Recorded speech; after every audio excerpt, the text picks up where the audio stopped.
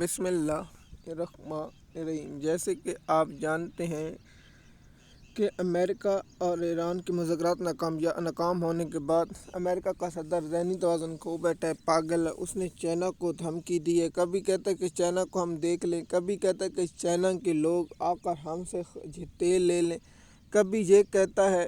لیکن اسپین کے وزیر اعظم نے کہا ہے کہ ہمیں اور یورپی یونین کو بھی کہا ہے کہ آپ یہ کریں، لیکن ایران اس کرنے سے انکار ہے، اور ایران تیل خریدے کے بجائے ہمارے سے تیل خریدے۔ لیکن چائنا پر دھمکیاں دی جائے، کبھی کہنا چائنا کو کیا دھمکی دیتا ہے، کبھی کیا دیتا ہے، لیکن حملہ نہیں کرتا۔ اس کو پتہ ہے کہ ایران نے ہمارے ساتھ کیا کہ چائنا کے پاس تو بہت سی ٹیکنالوجی اور وہ ہمیں بہت زیادہ نقصان پہنچائے گا، اور یورپی یونین اور اسپین بھی اس کے مخالف ہے۔ اور برطانیہ کے حق میں کیا برطانیہ فوج بھیجے گا، یعنی اس کی تفصیلات بعد میں شیئر کریں گے۔ شکریہ۔